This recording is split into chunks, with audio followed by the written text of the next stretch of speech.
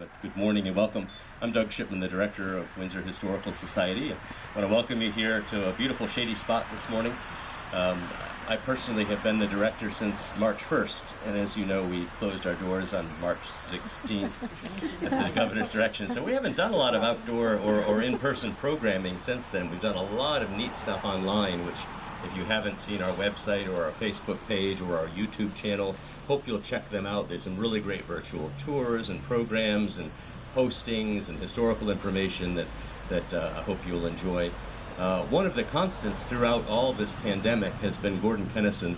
He and his wife Betsy are avid volunteers here at the Historical Society and have continued to come over, and we've done gardening days, we've done all kinds of things, and Gordon is a horticulturalist who he'll introduce himself in more detail, but just want to tell you how pleased we are to have him here with us this morning to talk about garden herbs. And before we get started, just a couple administrative things. I really do appreciate very much you social distancing. When you're sitting in your seat and you're still, you're outdoors, if you want to lower your mask, please feel free to do that so you're more comfortable. At some point, Gordon may ask you to get up and walk around and go over to the herb garden, which is over here. If he doesn't and he deprives you of that opportunity, go see it after the program anyway. That'll be your quiz to see if you can recognize some of the things he's talking about in the program over there in the garden. But if you do get up and mill around, please put your mask back on and try to maintain distance between each other just for your safety and each other's safety. We appreciate it. Also, we are videotaping this morning. If there's anybody who is opposed to being part of the video program, please let me know. Yeah, put your mask on. We'll never know who you were anyway. But we're doing that because this is a sold-out program. We were originally going to cap it at 10. We let a few more squeak in over the 10, and we still have another 14 people who we had to put on a waiting list. So we're videotaping it, and we're going to share it with them later on as well electronically so that they can enjoy it as well. So thanks for being here this morning. It looks like nobody minds being videotaped. You don't mind, do you, Gordon? No. All right. My favorite thing. I don't. Gordon hates to talk about himself, so I'm going to give him that opportunity to do that. And, one of the things I want to do, just so I don't transfer any really bad juju to you, is I'm going to wipe this down and pass that to you. What about the, excuse me, but you chopped right into that thing. I did, okay. Clean that. That sounds good, doesn't it? Should be 2 microphones, you know? We're a non-profit. If you want to pay for the second microphone, please do. Thank you, Gordon. It's all yours. Okay, as you said, I'm Gordon Kenneson. I always start with this, I hold degrees in horticulture, so I do know something about plants. I also have a degree in history, so I know a little bit about that. I'll throw that in too, probably. And I also have a degree in political science, but there is political science involved with a lot of plant material and plant issues all throughout the centuries. There have been battles fought over plants, but we probably won't get into that aspect of it much. If there's any political science stuff going on today, it will be that statue over there. There may be demonstrators or something. It's a controversial statue at the moment.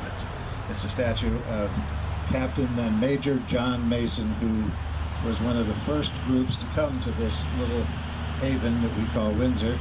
And they came walk down here from Dorchester, Mass, where they had settled with the Winthrop group.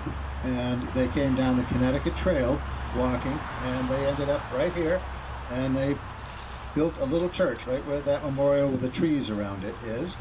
And that church grew, and now the latest incarnation, you can't see it because of the tree, but it's across the street. And that's a 1794 building. It would have been a 1635 building, and it survived.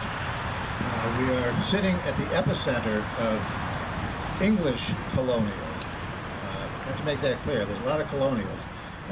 This is predominantly an English colony here that began in 1633 with the Pilgrims coming down the river and setting up a trading post where the Farmington, which is just down the street, goes down a little bit and meets with the Connecticut River. Right there they set up a trading post, and that's what gives us our date of 1633 as founding a town, because the trading post stayed until we actually became a town.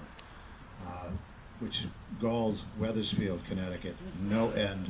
because they were like 5 minutes short of us, and they closed their trading post. Oh, bad mistake. But we're still going back and forth about that one. Basically, we performed at the same time. It's who painted the signs first.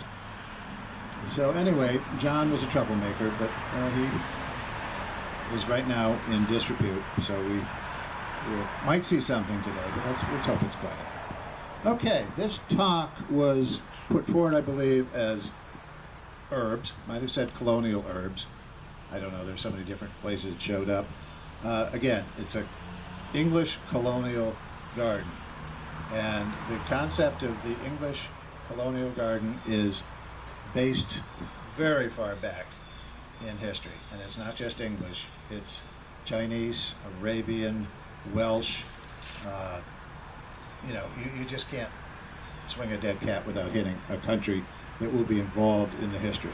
Sometimes I actually go into that. That's good for the first hour and a half.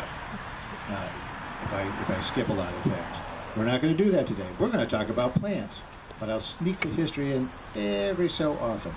But also, ever since I've started doing genealogy, which I did about 3 years ago now, since a cousin insisted that I do, and suddenly I found out I am a descendant of Pilgrims and of Puritans, and I suddenly, wow, I belong to that church, but I didn't know I was a Puritan. Now I am, and I'm a Pilgrim. Oh my goodness, they did this over here. So that's what I do. I'm going to mostly talk about my relatives. That'll be the history part. No, we're going to get right into the plants. Who here has an herb garden? Chances are, if you grow anything, you probably have an herb garden. A lot of things. The one definition of herbs is a useful plant. They exclude trees, but they include most everything else. So we will start absolutely nowhere at the beginning. But I made some notes because I tend to ramble, so I tried to do that so I don't ramble too much. But let's just quickly give you an overview of what colonial herbalism was all about. Medicine was herbal. Herbs were for medicine. They were not to eat on your food. They were not to be pretty little flowers in your garden. They were to help you stay well or to heal you if you were already sick. In colonial society, when this house was built in 1758, when the first ones over here were built in the 1630s and 40s, these people brought with them a large knowledge from their hometowns in England, and they brought with them many times the actual plants. We have a rose here in Windsor that we know goes back to 1635 for sure. It's been somewhat documented. But they also brought with them, like I say, the knowledge, but they also had a very strict social order as to who did what. Now, the men went out, they hunted, they fished, and believe me, most of these Puritans and Pilgrims were terrible at both of those things. It was not something that they did at home. When the Pilgrims went over to Holland to get away, they were weavers, and they were bad weavers. So they came here. These were not farmers. These were not people who grew things, but they still had the knowledge about the herbs. But it was mostly in the heads of the women. The women were responsible for producing the kids, at least half producing the kids, taking care of the kids, taking care of dad, taking care of the house, taking care of plants, taking care of food. So guess who did most of the work in colonial days? And you're right, it was the men. But with them, they brought the history of the basis for medicine of the time, as I said, and we'll only go back to Hippocrates. So we're only slightly into AD. But he was called the father of medicine later on. They didn't call him that to his face. He's put forward a system called humorism. Anybody ever hear of that? Yeah. And I don't mean, a bunch of comedians up there being funny. But humorism says that you, each and every one of you, are exactly the same in that you have 4 basic fluids in your body. Anybody know what they are? No? Well, one of them we really are going to go for. That's blood. Colonials were out for blood, and bloodletting was a major aspect of medicine.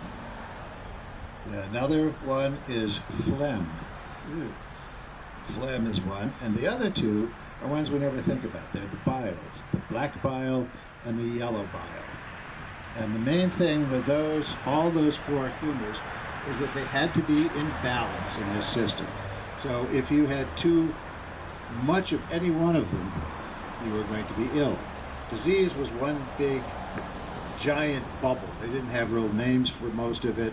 They sort of had they didn't even really have a concept of symptoms. They knew something was wrong with you. You might be shaking or swelling or something, but they didn't really divide it into too many different diseases. They had a couple they named, such as smallpox, but they divided it up by the fact that no matter what you had, they were going to take blood. Then they were going to try to purge all the other fluids in the body. And sometimes they would go for one, sometimes they'd go for the other. And certain herbs, they're all, many of them are known as purgatives. They will purge you. And they will purge you one way or another. Stuff is coming out, it's coming out somewhere, and we've got the herb to do it. It also includes sweat, it includes urine, it includes vomit, the whole bit. We can make you as miserable as you can imagine.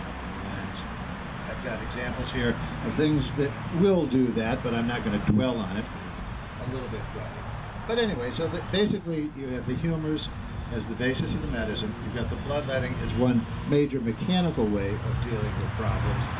And then you have plants.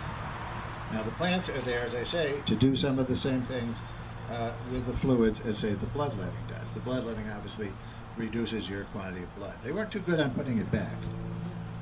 They say we try to balance the fluids. Well, you always had too much. You never had too little because they didn't know how to do that. They couldn't put it back in. So they tried to control it other ways. And they even assigned personalities to it. If you had too much blood, you were sanguine. If you had too much phlegm, you were phlegmatic. Or you were bilious if you had too much of the biles. And they developed personalities around those. And believe it or not, right here in this crowd, I bet we have all of those personalities represented. But I won't point anybody out or anything like that. I have to know you better first. So, let's go into a little bit more of the history, only in that in England they had, they'd be trade unions. They were called guilds. We never got that system in this country, but in England they had it. And as far as medicine goes, the major guilds were the surgeons. Now, the interesting about a surgeon is a surgeon never actually saw a patient. Certainly didn't perform surgery, didn't even like to talk to them. Went to university, sometimes the two major universities, Cambridge and Oxford, very well trained in the medicine of the day, the knowledge of the day, but would only talk to other people who did the work, wouldn't talk to the patient.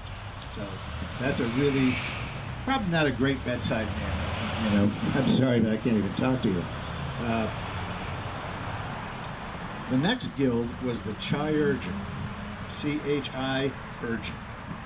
And the chirurgeon, the name comes from a long history of the Greek words meaning surgeon. And he did all the work. And I say he because they were all men at the time. Where women couldn't even get into either of the universities. But he did all the cutting. And there was surgery. There was surgery. It was kind of odd. It wasn't terribly successful most of the time. Usually it was fatal. But they did some, and that's what the chirurgeon would do. Following the chirurgeon was a more, less sophisticated, I guess I should say, person called the barber surgeon. Now, we all know the story about the barber pole with the red and white stripes going around it. What that advertised was the fact that barber surgeons cut hair. They pulled teeth, and they were bloodletters. You didn't want to go to the chirurgeon or somebody a little bit more prominent, or pay too much money, you went to the barber surgeon. And that was considered the lowest of the low of surgeons. And of course their methods were probably just as good, no worse than anybody else's, but they weren't always, none of them were into cleanliness, but they were probably the least of all of them.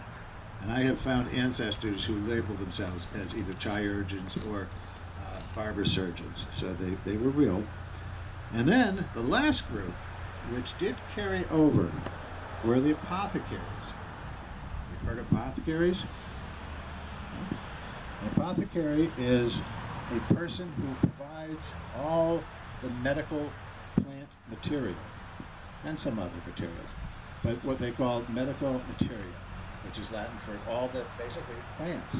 And they would produce pills, they would produce dried arrangements of it, they would come up with tinctures, etc., and they would sell this to the doctors that would then use them. This house was owned by Dr. Hezekiah Chafee in the mid to late 1700s, and he had showed up here in Windsor wanting to open up an apothecary shop. Well, our doctor had just died, so they said, "You're the doctor." And it's true, all doctors were apothecaries first, all herbalists, the good ones were apothecaries first. So to be a difference between an apothecary and a surgeon was so thin, you could call yourself a doctor, and you could be the doctor as well as the apothecary.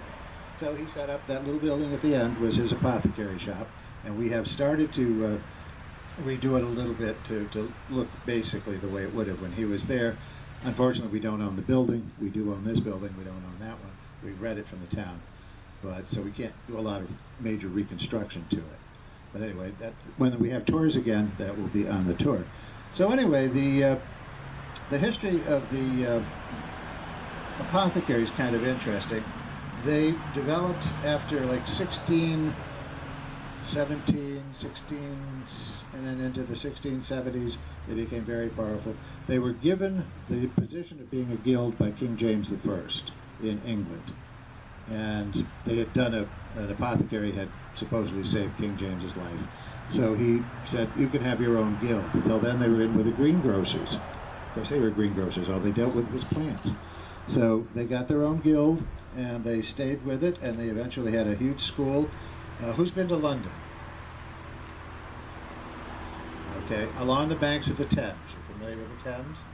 Okay, down around St. Paul's, there's a little street called Blackfriars Road, and that's where they produced a lot of their material. A garden formed, which I will show you later, called Chelsea Physic Garden. As a matter of fact, there is a list here. This is a very intermittent microphone. I don't know if it's me or the microphone. But anyway, this is all of the plant material that was available from the Chelsea Physic Garden in 1772. And they were the providers for much of the plant material throughout the world. That's how famous they could be. And they were on a little 4-acre plot, not too far from where the apothecary school was, and called Chelsea. And we'll talk a little bit later, if you want, about the Chelsea Physic Garden. By the way, this was supposed to be a longer program, so it's going to be longer, but I hope there'll be more time for questions. So I'm going to, like I said, I'm glossing over the history, and we can go over that. We're going to go directly now to the plants. Okay? And this only goes to here. Oh, you can... Can you all hear me without that? No. Does this actually go further? It's just tangled? Oh, good. Oh, good. All right. Excellent. Look at that. Okay, what I did when I got here this morning, pretty much, was I cut a few samples. Eventually, you can all go over and view it. Now, this garden would be called a kitchen garden. And a kitchen garden, depending on where you were in the South, they were huge. It's because they had slaves, and the slaves could do all the watering. The watering didn't come out of a hose. It didn't come out of a pond. It was carried just like any other colonial would carry the water to the garden, and it took thousands of pounds of water to keep a large kitchen garden going per day. Here in New England, they didn't have that many slaves. They did have some, but mostly, it was the housewife who took care of the garden, maybe with children that were old enough, and possibly some help from the neighborhoods. But they couldn't be quite as big, but they tried to get as much as they could into it. And they, as I said, originally they were all based on medicine. After a while, they started to realize that some of them were attractive, and they used them to decorate as well. They also realized that they did more than just medicine. They repelled certain things. For instance, between me and you right now, this is one of the items. Don't dare do that today. And you can see the little yellow flowers and the very unusual leaves. You can look at this later if you want at the table. Just don't touch it. This is rue. And rue has a very kind of bitter aroma, and one of its botanical names is graveolens, which means smells a lot. So rue was used as a very definite repellent. It repels flies, and that was great, especially in colonial times. They didn't know about screens, and they had meat sitting around and other things, so this helped to keep them away. But its main thing to repel was evil spirits, which they, of course, broadened here in New England especially into witches. And we had our fair share of witch executions. The very first witch executed in New England, in the United States, as we now call it, lived right over there, less than a half a mile from where we're standing right now. Her name was Alice Young, and she was, unfortunately, an herbalist. Bad. It's one thing if you're an apothecary, another thing if you're an herbalist, and you're a woman, and you're out there taking care of people, and you get blamed for everything. Well, anyway, this is rue. It will keep any evil spirits that you have away. I doubt it does anything with COVID, so we're not going to push it. One of the interesting things about it that you unfortunately can't see, it does have a very unusual leaf to it. And the leaf became the model for the suit of clubs and cards. If you look at an antique deck of cards, some of the originals, it looks just like a rue plant. That's what they did. Again, it had repellent, keeping all that evil away from the other people who are trying to get your money when you're playing cards. The history of the repellent part is split. The smell is one thing, and that's real. The other was that it goes back into time, and it was an Arab custom to always have rue at the table when you had guests, especially if they were foreign guests, because they knew for sure that all the foreign guests were witches and were there to make deals or whatever, and to use their witchcraft. So if you put rue out, that kept that to a minimum. So it got that trait back from a long time ago, but it carried along. And it carried along so much that the Catholic Church took it, and they took this plant, and they would use it to dip in holy water. And then they would sprinkle you. The name it got from that was herb of grace. So this doesn't mean it belonged to grace. This meant they were going to sprinkle you with holy water. So it's got quite an interesting history, as they all do. Some of the stuff is real, some of it is not as real as they thought, some of it still holds true today, and they're finding new things all the time in the study. At least 30% of our medicines are still derived from plants. And some of them directly, some of them indirectly, some of them synthetically. They can reproduce some of the stuff that plants produce. One of the prime examples, of course, is aspirin. Many years ago, the Bayer Chemical Company came up with the formula, acetylsalicylic acid, and they started making aspirin. They wanted an unusual name for it. They said, it's got to be something that nobody else has. We're not just going to call it, headache powder or whatever. And so they, at the time, thought that the plant was in the willow family. And in the willow family, there was a plant called spirea. So they took the letters from spirea, they dropped some, twisted some of the other around, and then added a couple letters, and they came up with aspirin. Sort of like Kodak, it doesn't mean anything. It's just a made up word. They now know that, of course, it's not in the, it is in the willow family, but it's not from the spirea part. It is from actual willow trees, which actually you're probably better off if you're chewing willow bark, because there's some chemicals in there that prevent the irritation to the stomach. And those they have not isolated yet. They can't reproduce that in the aspirin, but it does exist in the plant. So, anyway, that is one. There are many. Of course, digitalis. If any of you are diabetic and you take metformin, I mean, the list goes on and on and on. Much of our medication is plant related. And these days, everything is. So, we're going to go down the list, and I'm going to do this in the order in which they popped into my head, and I made notes on the sheet. And I made notes, again, because I tend to drift. I sometimes forget why I'm here. Oh yeah, we're talking about plants. And this also, there's just little things that I made. Just, you know, if you looked at these, they wouldn't mean anything. And I look at them, they don't mean much. This is tansy. Who knows tansy? You tansy like that? Anyway, tansy is a very, this is a curly form of tansy. It isn't always curly, but oh, I wish I could touch it. If you could touch it, this has the most wonderful citrus type aroma. It has to be rubbed really to get the scent out, as many herbs do. But even so, they still used it as a room freshener. So they would have clumps of it inside the house, possibly just spread or strewn, possibly in vases, whatever. It is also, and what I haven't really said yet is that plants went from medicinal, I mentioned that they went to ornamental.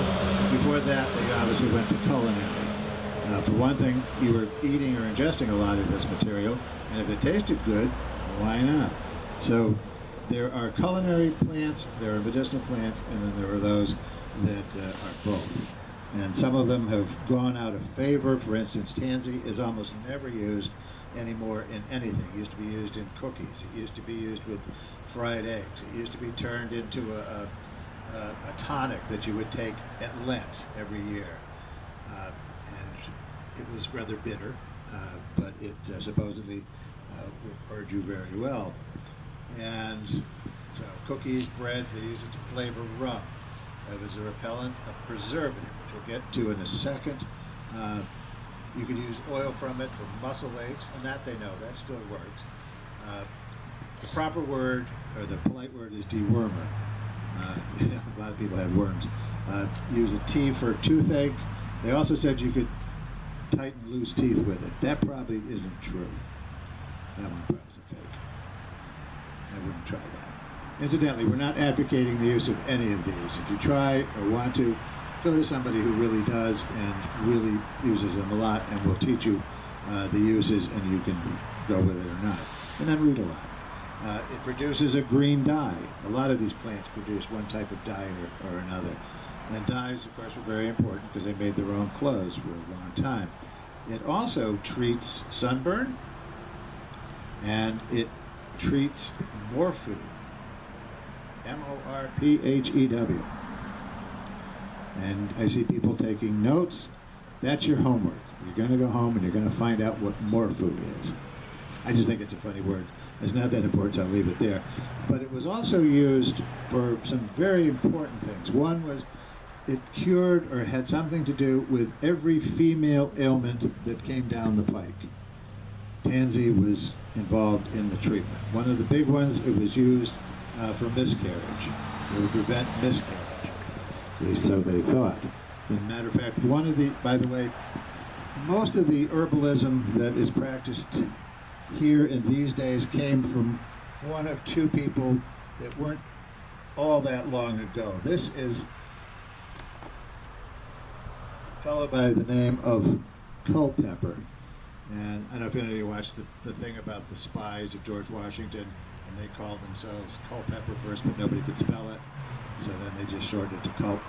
Well, anyway, Culpeper was an herbalist, and he was an apothecary, and he wrote a book, and he studied medicine at the university, so he had a pretty good background. He came up with some really interesting ideas, and we'll tell you about those in a minute. But most of this stuff will be attributed to either him or to this fellow whose name was Gerard. And Gerard was a physician to several kings and whatnot, very well known. And most of these people were practicing in the 16th, 17th century. I made a little timeline here just to give you an idea. Gerard was practicing around the late 1500s, middle 1600s. And then at the same time, Culpeper was also overlapped. He was going on a little bit later. And in the middle of all that, I just thought I'd mention it, was William Shakespeare. William Shakespeare's dates are 1564 to 1616.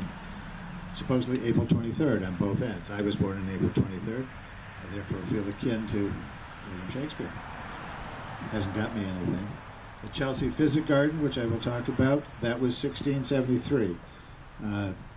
People that came before came way before. But those were the ones that these people were actually familiar with. They know this book was in Virginia. They think some of the information must have gotten up here as well. But like I said, many of these people came bearing their own little notes and stuff from Grandma and had passed it on down through history.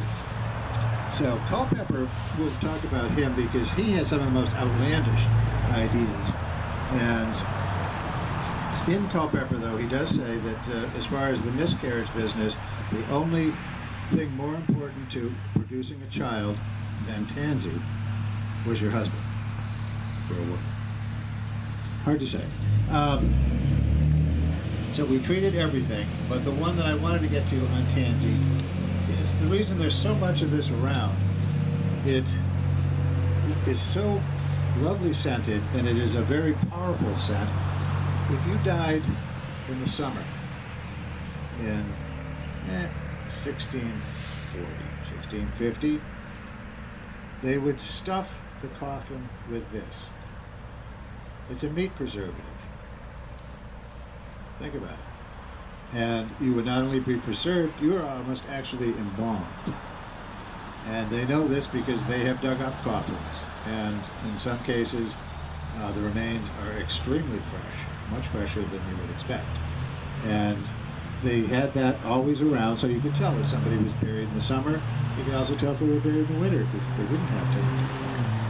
And so tansy was used to stuff the coffin, to preserve your own family meat, but anything like that, but it would escape. And if you go to some of the older houses in Connecticut, you'll find tansy that's probably been growing there since at least the 1700s. Or if there was an herbalist there, it escaped from them, and there's a lot of it. So that's a really good one to consider. Okay, the next one. Oh gosh, I wish I could smell this one. Anyway, this is fennel. Anybody know what fennel does?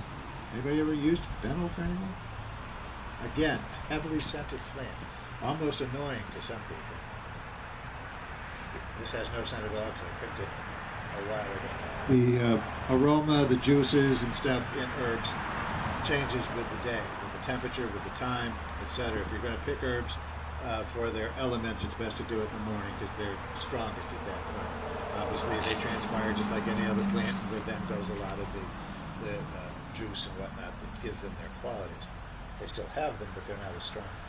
Anyway, fennel is related to carrots, and it is... Gordon, use the microphone. There you go. Hello. It's very hard to, usually I use like a little mouth microphone, but we're poor here. They told me I could buy one. I can't. I'm poor on my end too. Next pandemic, we'll have much better sound.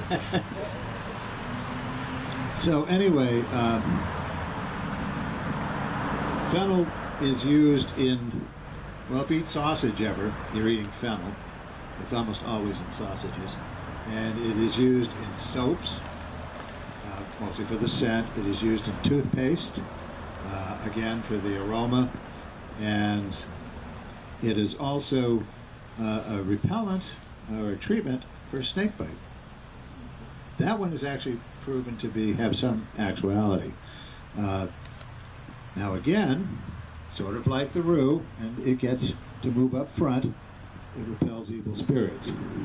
I've got you back already at least 6 to 8 feet. This is good. Get a couple more plants, a little St. John's wort, and you'll be out in the street. It's funny though, because when people used to get up and could actually approach you, they would come right up to the table afterwards, and that had almost no effect. So I'm beginning to wonder if it isn't as strong as they say, or nobody's evil. I don't know. I must have nice audiences. Another, of course, it's used in fish, salads. You've eaten it somewhere, whether you know it or not. It is also, just like a lot of the carrot family, it is the food source for a butterfly larvae. And in this case, it is the swallowtail. And if you see a very attractive little multicolored, kind of yellowish, bluish larvae on it, don't take it off. It won't eat off the fennel. Fennel grows like crazy anyway. You can't stop it from growing. It grows 6 to 8 feet tall. A few little larvae are not going to destroy it, and you'll have hopefully some swallowtail butterfly. And matter of fact, several of these plants here are butterfly attractors, which is a very good thing. And remember, a butterfly needs 2 kinds of plants. It needs something that it eats in the larvae stage, and then it needs nectar to drink when it's an adult. If it doesn't have both of those stages, you're not going to have it. At least you're only going to have half of it. Let's see what else. Oh, yes. It also is a carminative. And incidentally, and again, I can't pass them around, but there are lists of terms that herbalists use, and carminative is one of them. And what that does, it expels wind from the bowels. Okay, you get the picture. If it leaves the bowels intact, it just gets rid of the wind. And that's what fennel is quite frequently used for. Matter of fact, I have, my mother made me a little embroidery one time, and I collect gnomes, little gnome figures. And it's a little gnome with his little red hat, bending over, and you can see the little gas, and he's picking fennel. I love that. Okay, the next thing that we're going to, some of you are sitting under it, that is a quince tree. And, all right, who's familiar with quince? Okay, now there's two kinds of quince. There's one that is a little shrub that produces little pink or red flowers, has thorns, and is used primarily as an ornamental. It is related, but it is not the same species. This is the edible quince. And I don't know if you can see it, but there's a fruit there. Now, the quince is a member of the apple family. The pear is a member of the apple family. The quince is, and of course, believe it or not, the apple is in the apple family. And plants are divided into groups, families, etc. The apple family is fairly large, but they all have certain characteristics in common. One, they tend to produce some type of edible or usable fruit. And the apple, the pear, and the quince have one very definite use in common. They all make liquor. And back in colonial days, if you read it, one, it said, if you don't have a quince in your garden, you just don't have a garden. And so some people planted acres of it because they were rich people and they're all in competition with each other. But the liquor that comes from the quince is considered the finest, smoothest of any of them. Of course, apples, we get cider.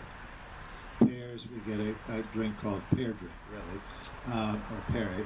And all very good, but this was considered the best.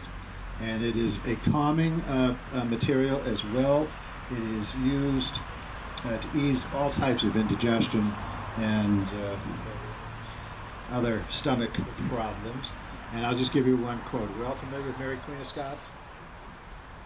I'm not directly related to her, but I am related to a man by the name of Thomas. See, I told you I get my relatives in here.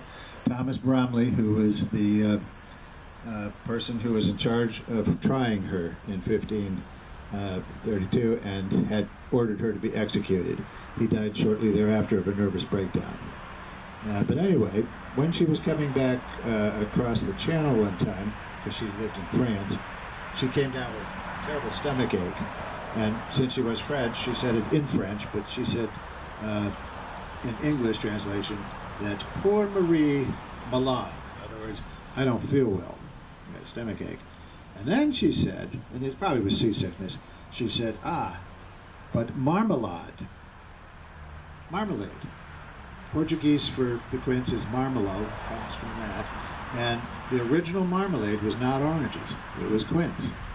Now that fits because the quince fruit is hard. You don't go to the quince tree like an apple or a pear, take one off and start nibbling. Well, you could, but then you kind of get to the rest of the life. It's extremely hard. It has to be cooked repeatedly, and for most people's taste, it has to have a lot of sugar in it.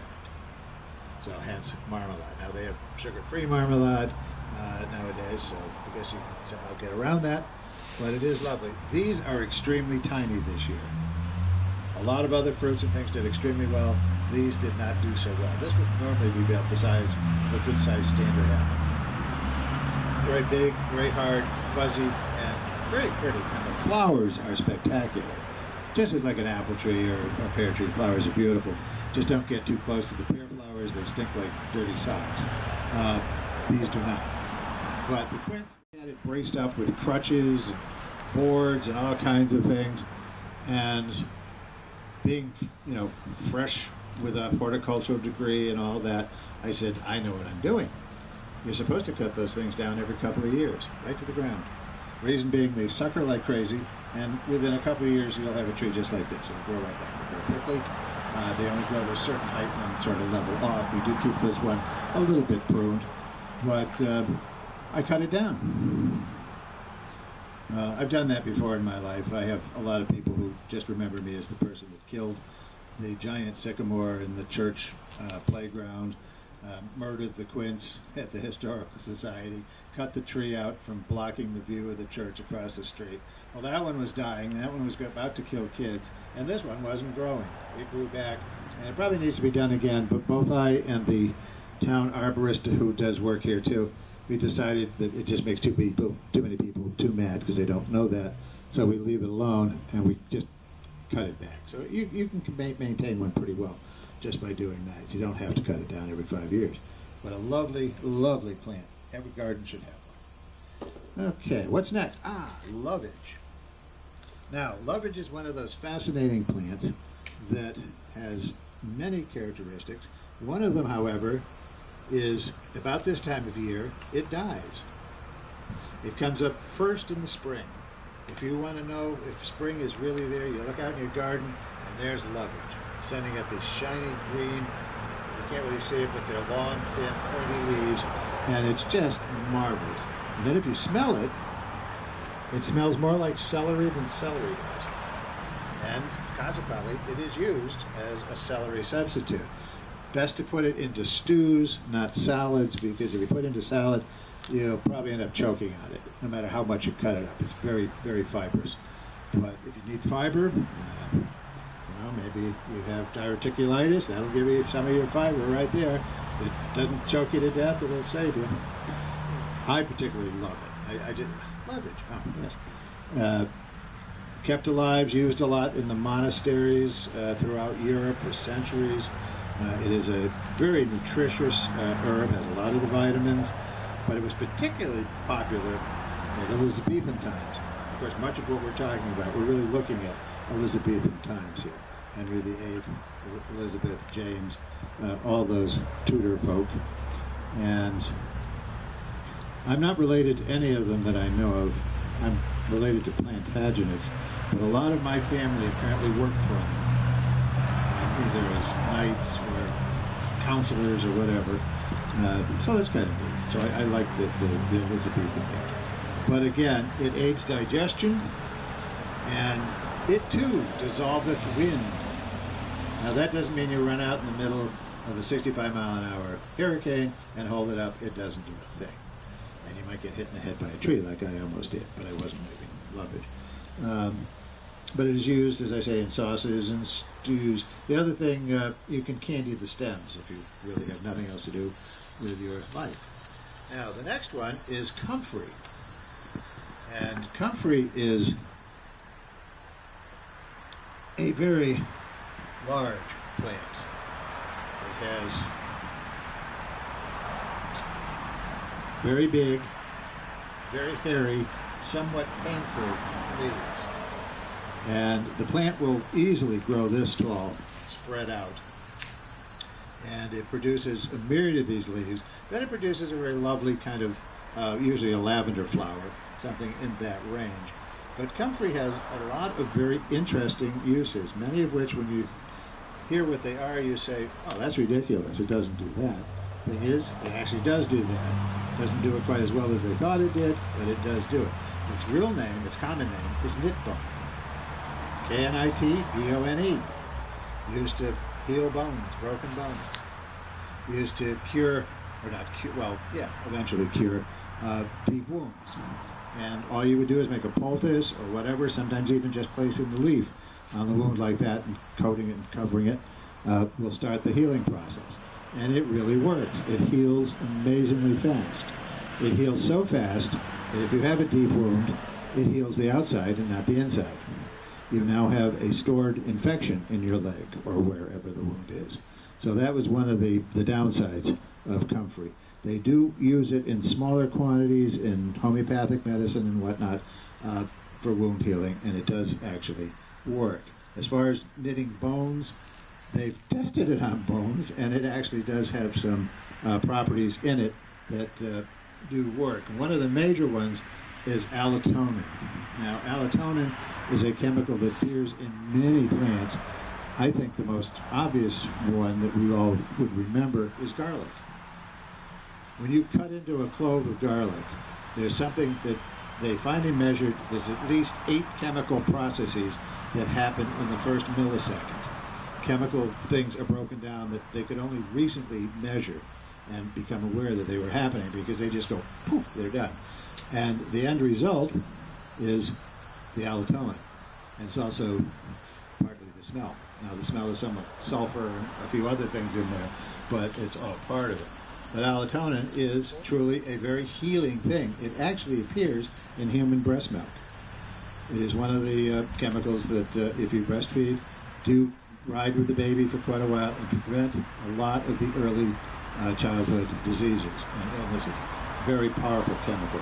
For years, it was known to be an antibacterial, but it also gave the people vitamin B12.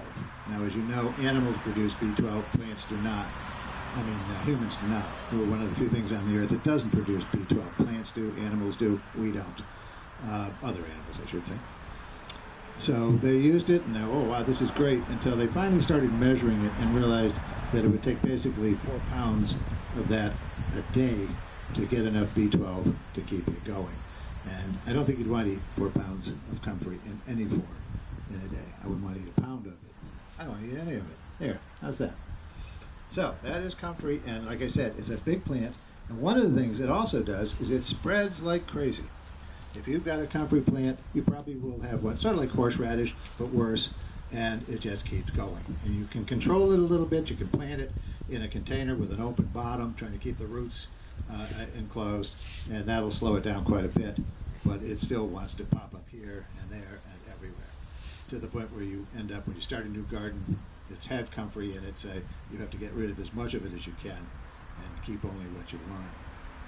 And there's an old tale that John Winthrop, the head Puritan, when he came over to Boston in the 1600s, he planted what we now call the Boston Commons with comfrey.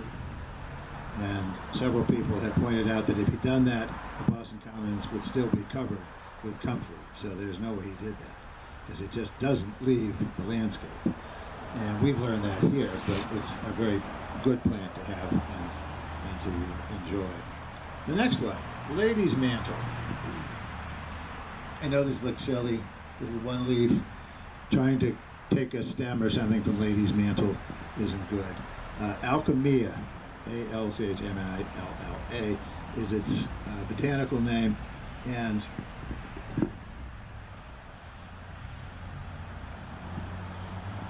it's called lady's mantle because it looks like a cape, and women wear capes.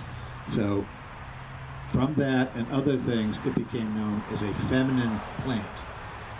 Some herbalists gave sexual things to plants. They also gave, he was into astrology, so he gives signs to plants. Some used the concept, the doctrine of signatures. If a plant had orange flowers or made orange juice, you treated jaundice with it. So there was all these different ideas how plants were used in medicine, and they're all pretty much baloney. But this is fascinating because,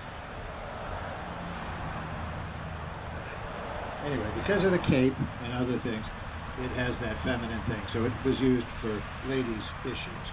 And again, that's how they refer to them. You women have all those issues, as men don't have any of that stuff. So you would have that, and it's very pretty, and it produces a lovely little yellow flower, which makes a very nice flower in an arrangement. And we have had a member of a garden club here that thought the flowers were ugly, so he very nicely removed them all, so we didn't have to look at those ugly flowers. So we've never actually had flowers on our lady's mantle for very long. But one of its things that it does, it collects water and it turns it into beads. They're pearlescent beads of water, and they form on the leaves, and they shine, they glimmer, they're beautiful. Well, The name alchemia was given to it because of alchemy, or alchemists, which are very closely tied in with herbalists. An alchemist was a person who was trying to produce, we all think, if we think of alchemy at all, I don't know if you wake up in the middle of the night thinking, alchemy. No, but people always say, they were trying to make gold out of metal. Well, they were trying to make something beautiful out of something common.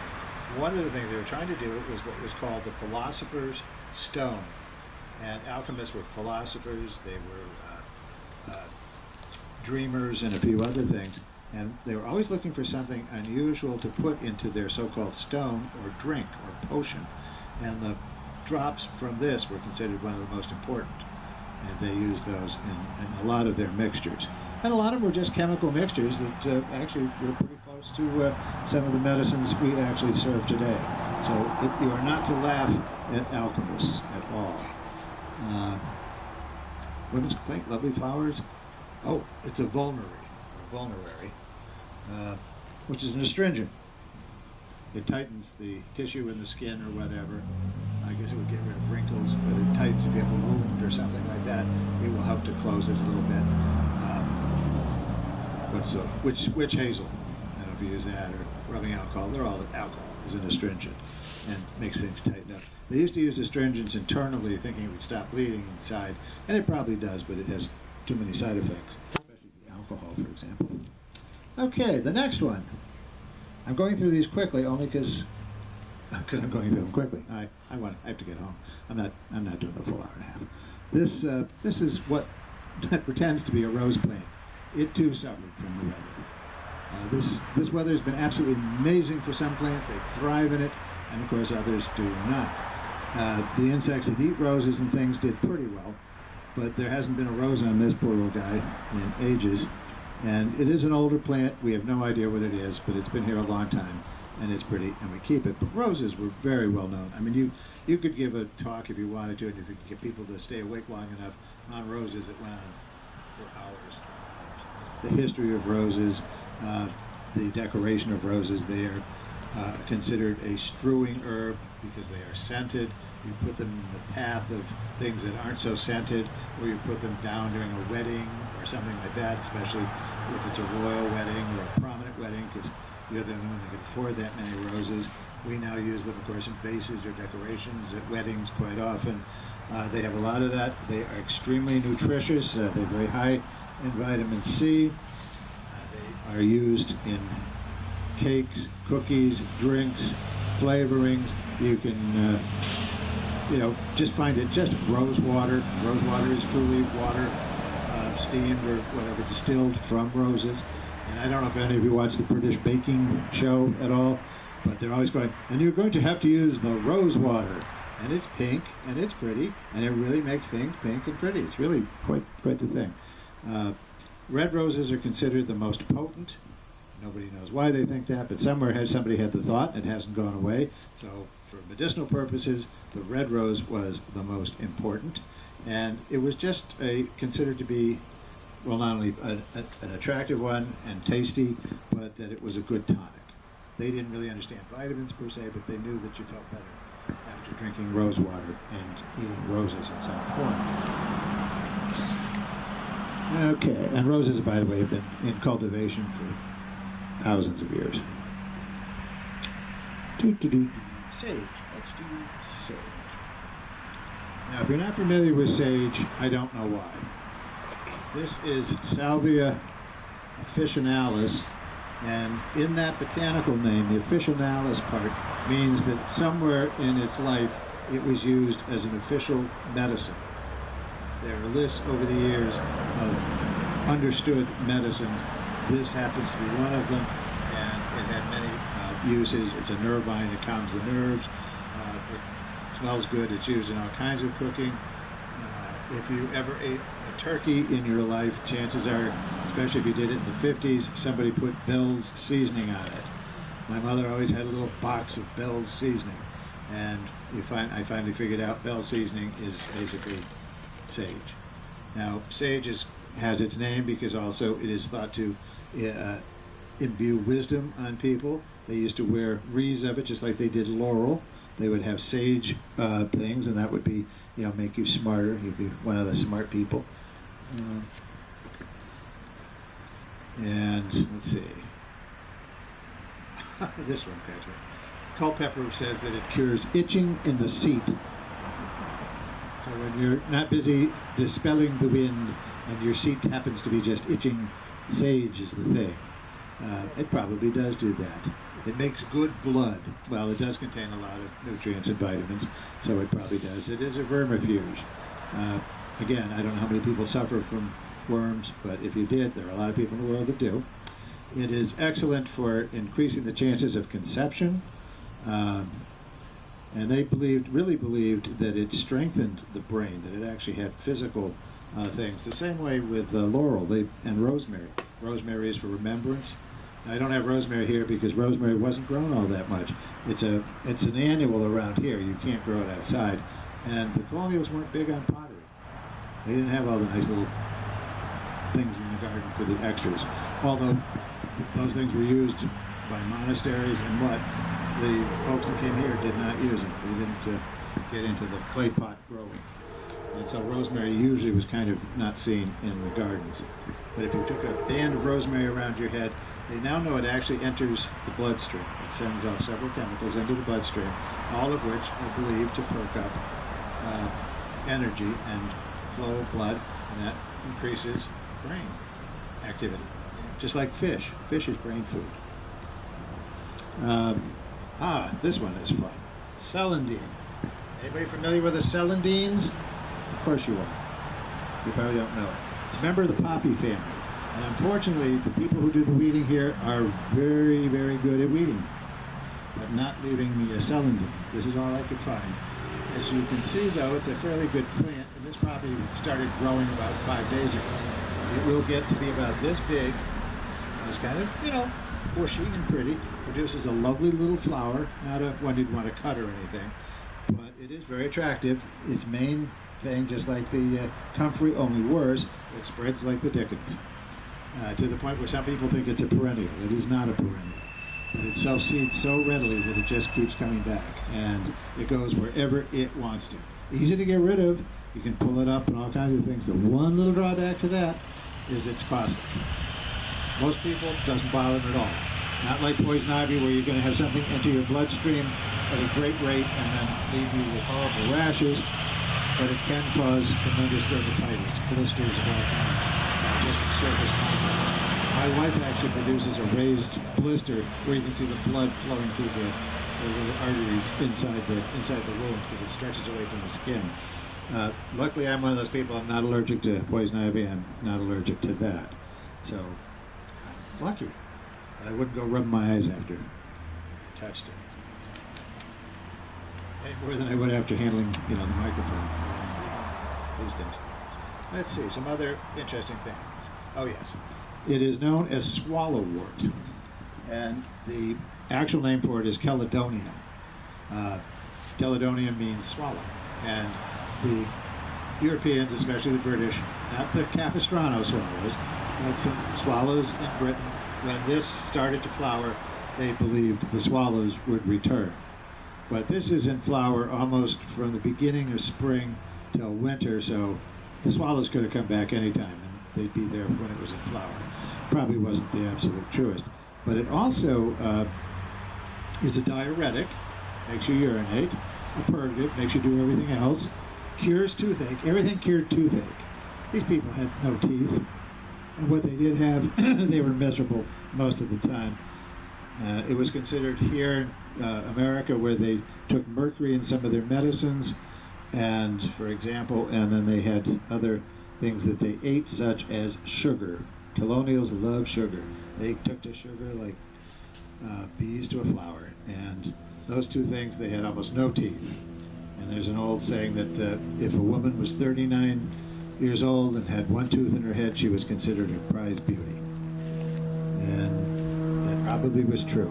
It's worse than cocaine. There's one other thing. Oh yes, Culpeper came up with the idea that it's used as an eye treatment. Now I just told you it's caustic paint. He and some of the other herbalists, though, believe that if you used it in a liquid form, but in the eyes you cure all kinds of problems, cataracts, you have it, would take care of them. Well, it probably would, it probably blind you completely, I don't know. Adamant about what he wrote. And he swore that he had witnessed people taking it and putting it in the eyes of blind birds and restoring their sight. He went one step further. He got a bunch of larks, he took out all their eyes and then stuffed it with celandine, and he swears the eyes grew back. There probably was another herb that Mr. Culpeper was using that we're not aware of, but it made him see many different interesting things. But not to discount everything that Mr. Culpeper wrote. It was not wrong. And the interesting thing about Mr. Culpeper's herbal, as opposed to Mr. Gerard's and many of the others, it was in English, as English was. Remember, William Shakespeare gave us English. Until that time, until his words, of course he created most of the phrases and words that we use. The list, if you read the list of what he came up with, it's things we use every day, you know, words and phrases. So he gave us a language that was really now known as English. Before that, it was a tremendous combination of sounds. Nobody could write, nobody could spell, nobody thought you had to spell. It was gibberish. But the books were all written in Latin because they were written by educated people. And Latin was considered the language of the intelligent or the educated. Ministers used Latin. Doctors used Latin. Everything was Latin. So if you were one of those poor people out there, which was 90% of the population, you didn't speak Latin. You couldn't read Latin. So you had to have somebody else tell you what things were. The minister told you what to believe in, and the doctor told you what to take and how to take it, because they could read the Latin. Well, Culpeper, as I said, he wrote his in England. They almost hung him, literally. And they were very upset with him. But he just went on his merry way and became probably one of the preeminent herbalists of his time, and still to this day is used, referred to quite often, even if just for history. You can't, any history book that I would quote or take anything from would use Culpeper and probably even Gerard. He will be in all of them. And some of the things that I said, he was right. So you just have to know which is which. The next plant. I picked a certain number based on 5 minutes a plant, and it looks like we might make it. Anyway, this is Asclepius. We all know Asclepius, right? Asclepius is the god of medicine. I wear a health bracelet, and the single rod with a snake around, one snake around it, is the rod of Asclepius. And that is actually the sign of medicine. The caduceus that is used is actually the sign of Mercury, and it's for FTD. Why doctors insist on using it is beyond me, because for one thing, they aren't quick. No offense to any doctors in the room, but I would stand by that. Anyway, Asclepius, we know it as milkweed. The colonials knew it as pleurisy weed or pleurisy root. It was used to treat lung disorders. It also is home to certain larvae of the, what is the blacktail? Oh, no, it's the monarch. That's right. That's the monarch butterfly larvae food. So watch out for killing the larvae on milkweed. And don't spray for the mosquitoes. That's what kills the butterflies, directly, indirectly. Okay. It was a relief of scrofula, or irritation in the neck, a type of muscle disorder there. It was native to this country, so as many of the plants here that we have that don't grow in England, they have plants that don't normally grow here, so we traded back and forth a lot. And there were botanists in the early days, and their trade in plants was huge, back and forth for centuries. And this would be one that we would have sent. And again, we were sending it as treating asthma. I looked at my brother-in-law because he and his sister both suffered from asthma. It treated typhus, and those actually are true. Pleurisy for the lungs, there's been some evidence, but again, it's unsure. So that grows. We know the milkweed grows tall, produces a little pod, bursts out, all the little things come flying out and go away, and you get more milkweed. And I thought I'd show you that now because that garden that that's in is going to disappear because it's a disaster. Where's my list? Oh, mint. I could talk about mint for hours, but I'm just going to hold one up. If there's anybody here that doesn't know what mint is, I'm sure you know one kind or another. There are dozens and dozens of named varieties of mint. This is spearmint. And soft leaf, some of the peppermint, for instance, has a stiffer leaf and whatnot, grows like crazy. Most of them grow fairly tall, spread like the dickens. Wonderful aroma, used in all kinds of flavoring drinks. It's a nerve vine, can be used in a bath with mint floating in the water. You're sort of like a giant mint julep. You need a little rum and some ice and you're ready to go. And someday I'll tell you the half-hour story of my father at the Harvard Club in Hartford, Connecticut, and where he finally got the bartender's recipe for mint julep. And he kept talking about it. All the time I was growing up, he would talk about this mint julep. So finally I decided, I should make him one. Well, it's quite a process that he had. And it took a month and a half to produce the materials. And I gave it to him, and I put it down in front of him. He took a sip. He was, excited. He tasted it. His face went like this, and I figured, oh my God, I've done something wrong. And he said, now I remember, I don't like mint juleps. Okay, and the last one I'm going to talk about is rue. And guess what? I already did that. So, I'm done. Whew. Squeeze that in. That was strictly an overview, folks. We change it a little bit every time we talk. If you want to talk just about one thing. I didn't talk about this because it's not on my list. I got to talk about it real quick. This is mugwort. It's a form of Artemisia. We're all familiar, I think, probably with the drink absinthe. A cousin of it produces absinthe. That's Artemisia absinthium. This is Artemisia vulgaris, which means it's common. And it grows all around here. And the reason it grows around here is every colonial in the area probably grew it in their yard, and it all escaped. So it's everywhere around here. It grows about this tall, and it has a number of old-fashioned medicinal uses, not too much anymore. It's kind of out of favor. Okay, done. Questions? I saw a bunch of hands go up. Did we forget our questions already? Yes. Is there use for skunk cabbage? Yeah. There are some. It's edible, but you got to be really careful with skunk cabbage for two things. It stinks, and two, it grows with a plant called false hellebore. They look almost identical, and they always grow together. The false hellebore will probably leave you lying dead in the skunk cabbage. So I would not recommend using it. What the uses are, to be honest, I forget. Yeah. Oh, my microphone. Repeat the question. Okay, basically that was a question about uses for skunk cabbage. And I said no, and the plant that grows with it is very toxic, and you don't want to get anywhere near it. So that's what I'm going to do with the skunk cabbage. Yes. Did you have your hand up? Did you? Okay. I just have a question around basil.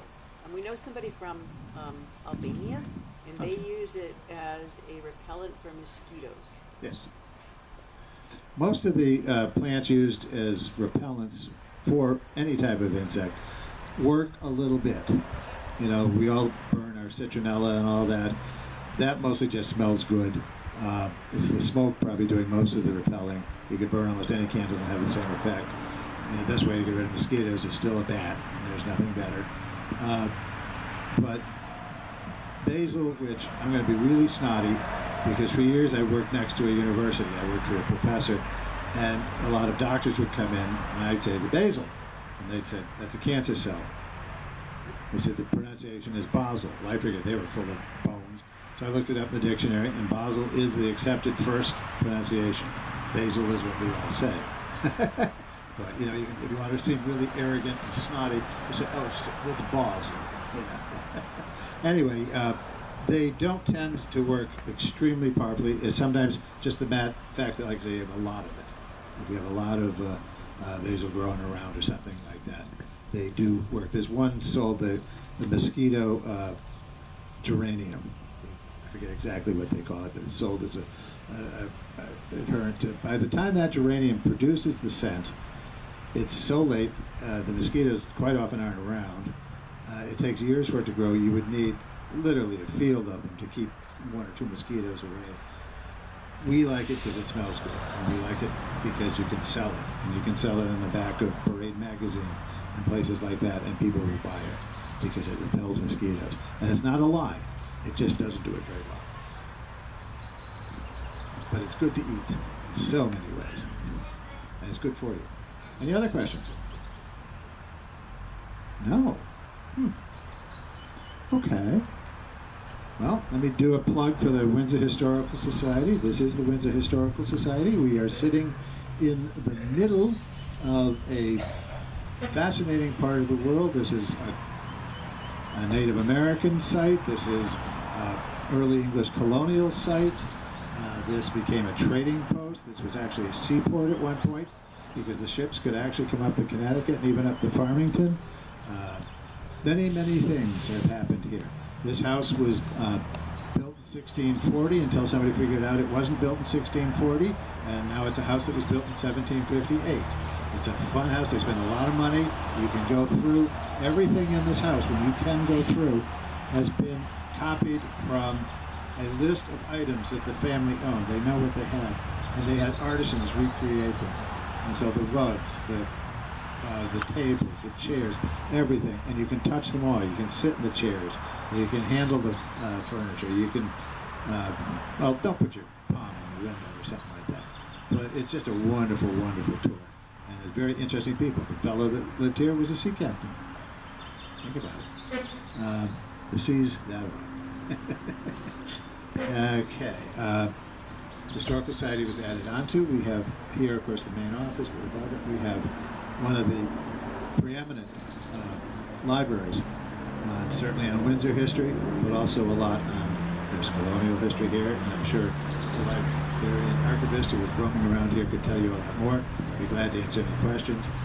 For a small fee or for a membership, which is really good, covers it all. Membership gets you in there all the time. If you have any interest in Windsor families or Windsor history in particular, or even some colonial or pilgrim history, they have a good thing there, but they've got everything, books, papers, you name it, it's in there. And Michelle is a brilliant researcher. She'd be always willing to help you. This is our new director, who, when we all sat down to pick him, I didn't actually have no say in it, but we decided we'd start with a pandemic, and then we'd go over briefly for a hurricane. He doesn't know what's coming next, but it's going to be a surprise. He has done extremely well. So I'm glad that we had this wonderful day outside. I was very glad to be here. I love to talk, and I don't get out much, and I'm sorry if I was a little rusty today. But, the brain goes dead after a while if you sit around and talk to the same little group of people, because that's the only ones you can come in contact with. But we're all trying. We're trying to get back out. So thank you all for coming, and thank you. Thank you.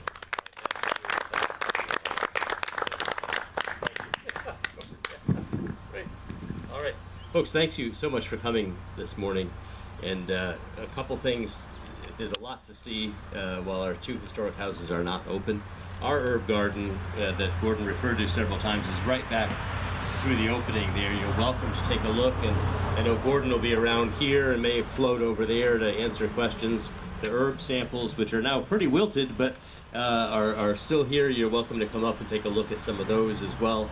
Our museum is open, and our gift shop is open, and our research library is open, and the staff member on duty today, we have our volunteer, Jim Trokey is here, will help you with any information you need, and Michelle, Tom, who is our archivist that Gordon mentioned, is also on duty today, so if you're interested in doing a little research while you're here, you're welcome to stop over at the library, and Michelle will be glad to help you as well. So thanks again for coming, and enjoy your tour around Windsor. If you're not from Windsor, stick around for a while. We've got some great restaurants, by the way. My daughter and I are going to do that after this as well. Down in the town, a lot of them have outdoor dining, so you can safely dine and enjoy the beautiful day. So thanks again for coming.